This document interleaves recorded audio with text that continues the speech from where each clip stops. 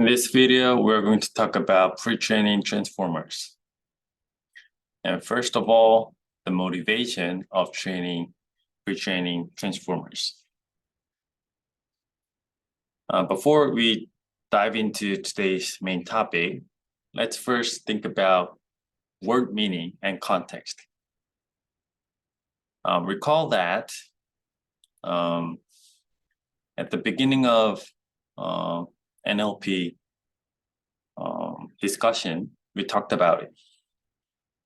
The meaning of a word can be determined by the words that word is accompanying. In other words, you shall know a word or the meaning of the word by the company it keeps. And this quote is a summary of distributional semantics.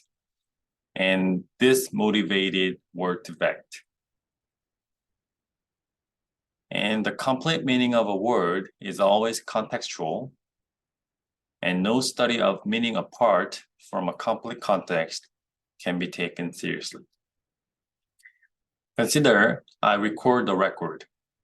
Here, the two instances of this record have the same shape. However, they mean different things according to the context. Therefore, when we try to analyze the meaning of a word, we always need to think about the context. Without the context, we cannot specify the meaning of the word. And what we've done so far was training words, pre-training the words.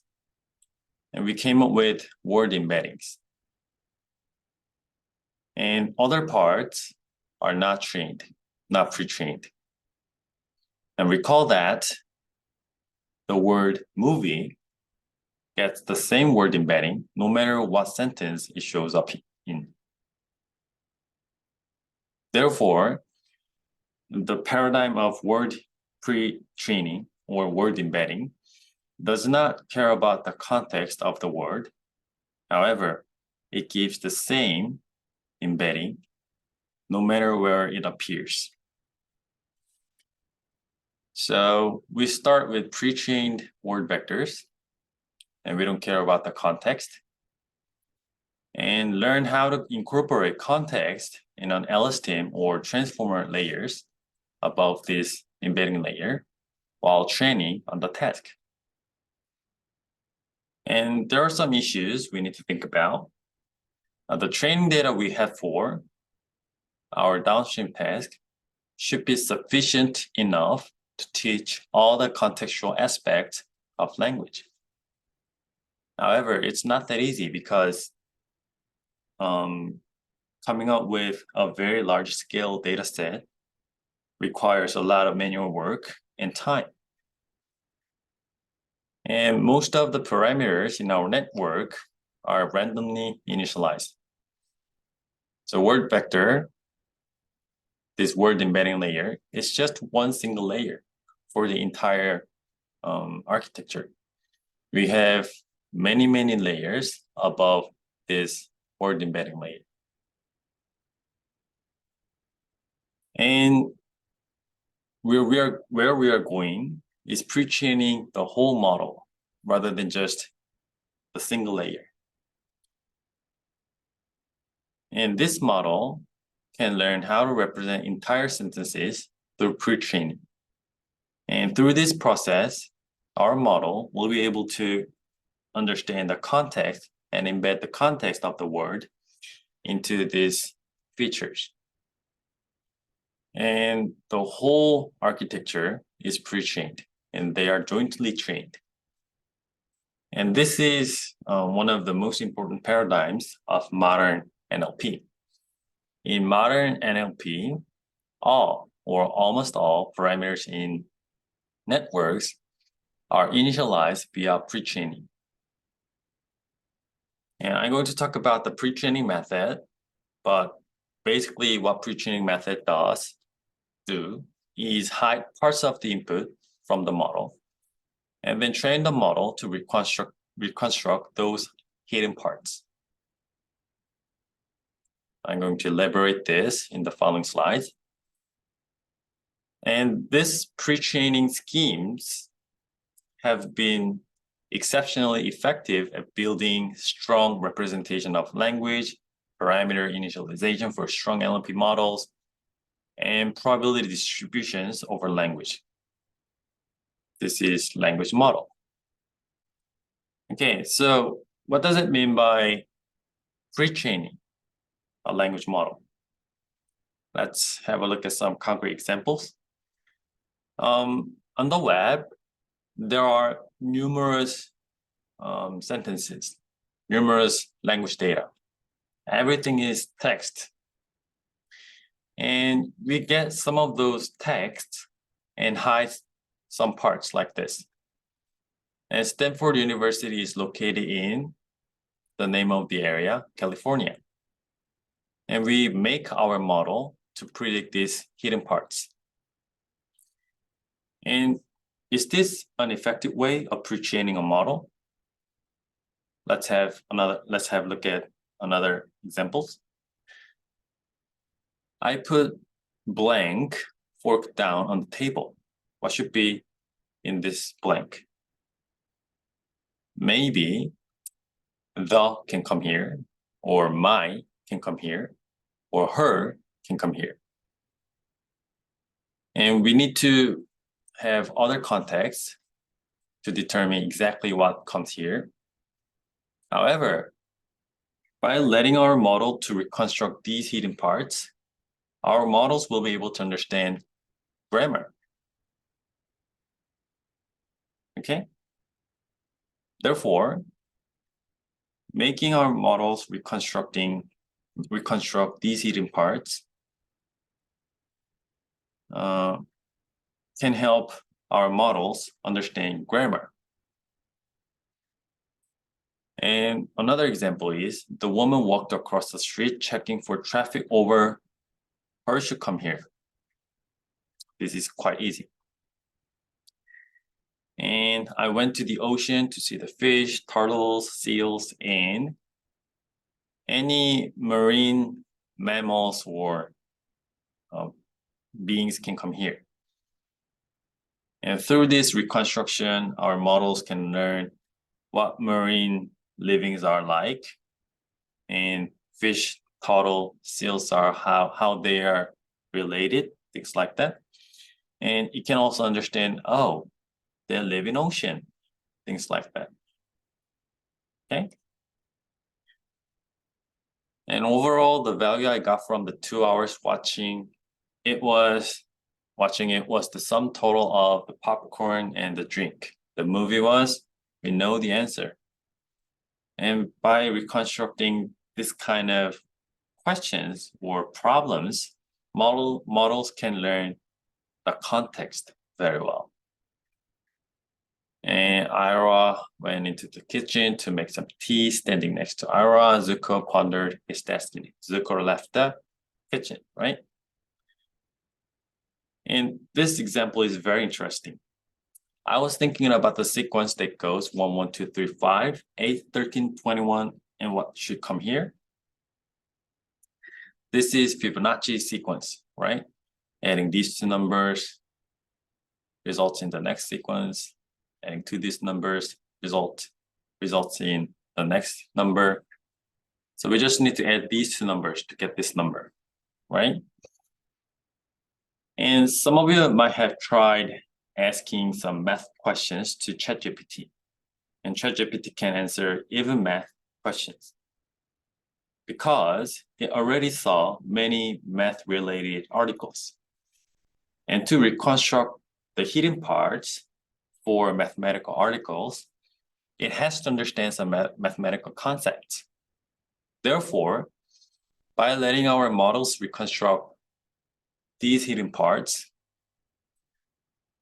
our models can learn grammar, context, mathematical concepts, and even social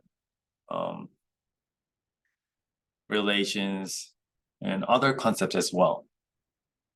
Therefore, we can say this type of pre-training method is very effective for teaching our models in various respects. Okay, and nowadays, the pre-training and fine-tuning paradigm is pervasive. I could say everyone is using this paradigm. We first pre-train our model or on language modeling with lots of text from the web because we don't need any label. We can just pre-process our text and hide some parts or learn the language modeling like this. Then our model will learn some different concepts.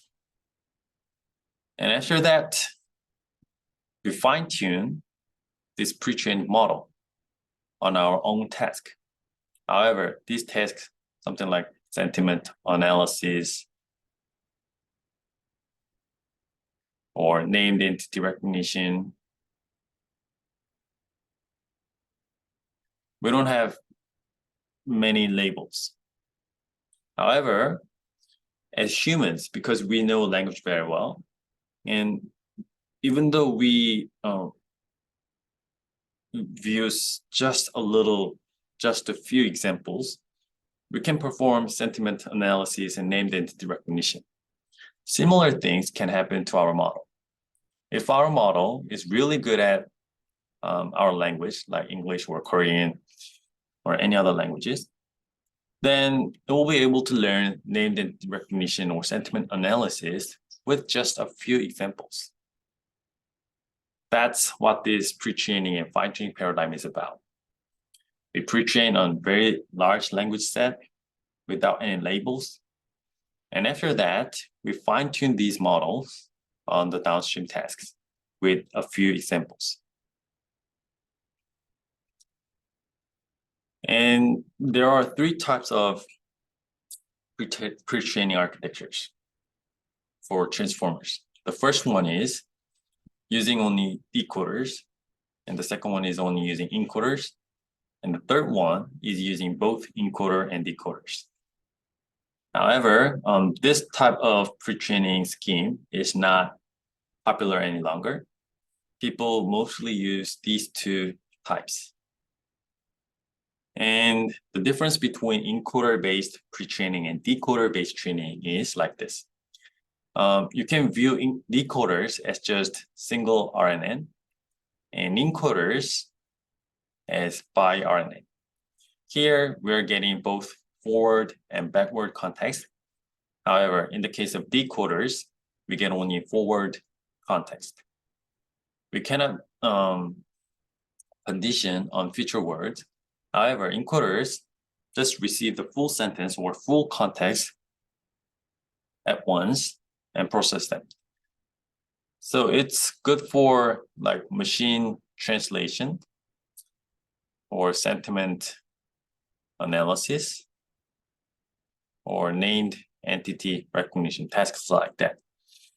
However, for decoder-based pre-training methods are suitable for language modeling because even though in the training stage, we train these models by putting all the inputs at the same time, but in the inference stage, it receives one token and get one output and put this output as the next input and get another output and repeat this process again and again. And to do so, where can this architecture be useful? Language modeling or dialogue? Things like that. So depending on your application, you need to choose decoders or encoders. And in the early age, people tended to use BERT or these encoder-based pre-training methods more. However, suddenly GPT-based pre-training methods start to outperform encoders, and people are now more focused on GPT-based models. However, in the research area, both of the architectures are very popular. However, this one is not very popular. Okay, let's have a look at how we can pre-train decoders first. How do we pre-train decoders? We learned how to pre-train language models. And the same principle applies here as well. We just put word 1, 2, 3, 4, 5 as input. And as output, we expect word 2, 3, 4, 5, 6. Very simple. And this is helpful in tasks where the output is a sequence. Something like dialogue or summarization. Okay? Then we're going to use transformers, GPT, for pre-training. And transformers look like this. However, we're going to use just the decoder part. And in the decoder, we have encoder, decoder, attention layer. And because we don't have encoder now, we don't need these two layers. So we are going to remove these two layers and then use this architecture for training language models. Okay, GPT-1 looked like this. It contained 12 layers, 768 hidden size, 12 attention heads, and 110 million parameters. Very large. And it was pre-trained on the dataset called Brooks corpus, and it achieved the perplexity of 18.4. And it didn't have any specific downstream specific architecture, just one linear layer. What I mean by this is for fine-tuning, for classification task, the input was formed in this way: the start token and the text, and extract token. And it passes through this transformer, and it goes through another linear layer, which outputs the scores for each class. So in this way, after pre-training transformer encoder, a decoder as a language model, it can perform classification. For the entailment task, the input was formed in this way: start token, premise, delimiter token. This is another token, and hypothesis and extract token. And then it goes through the transformer layer, and then the last linear layer handles the entailment task. And to perform the similarity task, it put two texts in two orders: text 1, text 2, and text 2, text 1. And then they separately goes through the same transformer and get added here. And this linear layer generates the score for the similarity score. And for a multiple choice question, it gives context and answers like this. And each transformer calculates the score. Is this answer 1 correct for this context, this question? And you can get something like softmax distribution. Therefore, the GPT architecture is just one. However, you can modify the input and then perform various types of downstream tasks. And it outperformed other architectures at the time in 2019. Okay, they excelled in many tasks. And GPT-2 came out in 2019 by OpenAI. It was 10 times bigger than GPT-1, and it contained 1.5 billion parameters. It contained 48 layers, 1,600 hidden size, and context size was 1,024 tokens. And it was trained on web text dataset, and it achieved the perplexity of 10, around 10. GPT-1 was around 18. And 8 billion documents and excluded Wikipedia, since many benchmark data set relies on Wikipedia.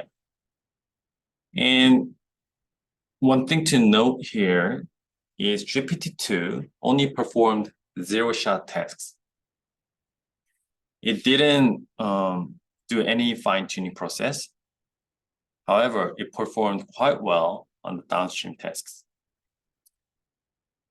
However, you need to tell GPT-2 which downstream task is. And how can you do that? We now know how we can do this. We just give good prompt. I'm going to talk about how we can tell GPT models what they need to do in the following slides. So we use textual input to condition GPT-2 for a specific task. We condition the model with a few examples, then start sampling tokens auto-regressively. So in the case of summarization, we give an example like long text and summarized text, and few of them, and then start generating the next text, sampling the next text. Then it will perform summarization. And for translation, we give some examples of translation, like some pairs of translated sentences. And then it will start translating the given input. And even though there was no fine-tuning at all, it showed very good performance on multiple NLP tasks like this. Okay, and bigger models performed better. And after this class, have a look at this text on your own. And this looks very natural. And GPT-3 came out in 2020 by OpenAI. And even at the time, researchers already knew that GPTs were performing very well. And GPT-3 was 100 times bigger than GPT-2. It contained 96 layers, this hidden size, 96 attention heads. And 7 researchers worked on GPT-2. However, 31 authors worked on GPT-3. And it is estimated that $4 to $5 million for training.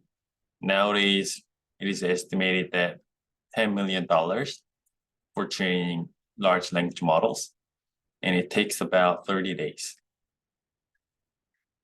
And it trained on multiple sources like this, very large data set. And so far, we've interacted with pre-trained models in 2 ways, sampling or fine-tuning. However, as the models start to get bigger and bigger, there was an emergent behavior. What I mean by emergent behavior is very large language models seem to perform some kind of learning without gradient steps, simply from examples you provide within their contexts. And GPT-3 is the canonical example of this. So the largest T5 model had 11 billion parameters, but GPT-3 has 175 billion parameters. So what is this emergent behavior? Let's have a look at this. You describe the task, translate English to French, and give this text. And this model will try to translate this cheese into French. However, you can give some examples, like one shot. Sea otter becomes this word in French, and try to translate this word. Then this model will try to translate this word. And you can give more examples. And as you give more examples, the performance of GPT improves. And even though you don't do any stochastic gradient descent, it learns. It is quite similar to what humans do. Humans can learn new things immediately. And these language models display similar behavior. And that behavior emerges after certain boundary, like after the number of parameters larger than like 175 billion, it starts to show this kind of emergent behavior, like learning without gradient. And you can also do math and typo correcting and translation like this. There is no gradient at all. And as the number of parameters increases, the accuracy improves, of course. And it can perform question answering better than fine-tuned state-of-the-art method in some cases. So one shot is better than zero shot. Few shot is better than 1 and 0 shot. And much better than GPT-2 in the task of translation and machine reading comprehension, very well. And can humans recognize fake text? Human accuracy in identifying whether short news articles are model generated, like this is the mean accuracy.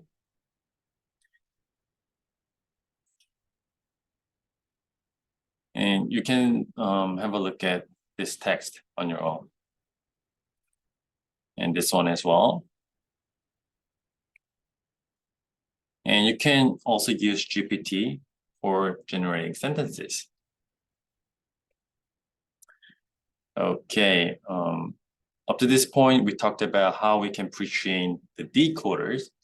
And from next video, we're going to talk about how we can pre-train encoders.